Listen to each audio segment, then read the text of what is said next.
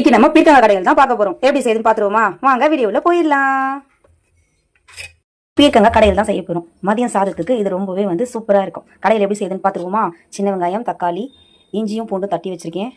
பச்சை மிளகாய், கருவேப்பிலை எடுத்து வச்சிருக்கேன். அடுத்து இப்போ பீர்க்கங்காயை கட் பண்ணிப்போம். ஓகே, கட் பண்ணாச்சு. கொஞ்சம் சின்ன சின்னதாக கட் பண்ணிட்டு ஃபாஸ்ட்டாக செய்ய ஆரம்பிச்சிடலாம். கட் பண்ணி எடுத்தாச்சு. அடுத்து எப்படி செய்வோம்னு பாத்துருவோமா? ஒரு பாத்திரம் வச்சாச்சு. கொஞ்சம் நல்லெண்ணெய் ஊற்றிக்கலாம்.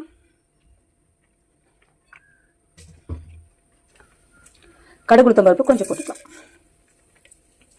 புரிஞ்சிருச்சு. இப்போ இடித்து வச்ச பூண்டும் இஞ்சியும் கொஞ்சம் போட்டுக்கலாம்.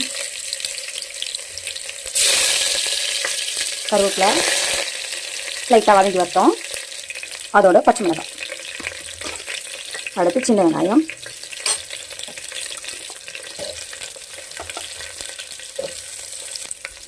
லைட்டாக வதக்கிப்போம். நம்ம கடையில் தான் பண்ண போகிறோம். லைட்டாக வதக்கினா போதும். அடுத்து தக்காளி,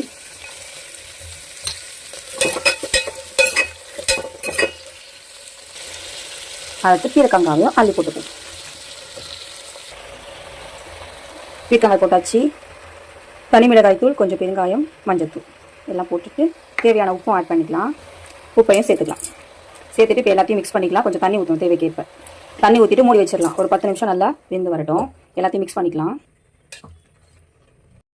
வச்சுட்டு கொஞ்சம் நேரம் வேக விடுவோம். நல்லா வெந்துருச்சு. இப்போ நம்ம கடைஞ்சிக்கலாம். ஒரு வழியாக கடைஞ்சி எடுத்தாச்சு. கடைஞ்சி எடுத்தாச்சு. கடையல் ரெடி. பீர்க்கங்காய் கடையல் ரெடி. இப்போ கொஞ்சம் கொத்தமல்லி தூவிக்கலாம். அவ்வளவுதான். எப்படி இது சாதத்துக்கும் நல்லா இருக்கும், டிஃபனுக்கும் நல்லா இருக்கும், இட்லி தோசைக்கும் சாப்பிடலாம். நீங்களும் ட்ரை பண்ணி பாருங்க.